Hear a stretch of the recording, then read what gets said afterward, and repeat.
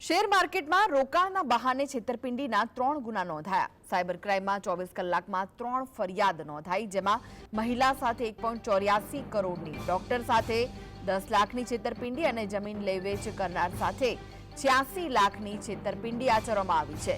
તમામ લોકો શેર માર્કેટમાં સારા નફાની લાલચે રોકાણ છેતરપિંડી આચરવામાં આવી હતી। તો આ વિશે વધુ માહિતી માટે જોડાઈ ગયા છે સંવાદદાતા વિરેન્દ્રસિંહ ભાટી। વિરેન્દ્ર, શું છે વિગતો સમગ્ર મામલે? કૃષ્ણા કે અમદાવાદ શહેરની અંદર શેર માર્કેટની અંદર રોકાણના બહાને છેતરપિંડીના ગુના આચરવામાં આવે છે। જેની અમદાવાદ સાયબર ક્રાઇમ ખાતે એક જ એટલે કે 24 કલાકની અંદર 3 જેટલી ફરિયાદો સાયબર ક્રાઇમમાં નોંધાઈ છે।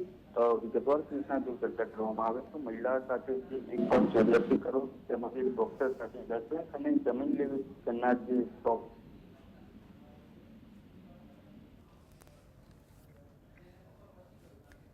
જી આભાર વિરેન્દ્ર, માહિતી આપવા માટે।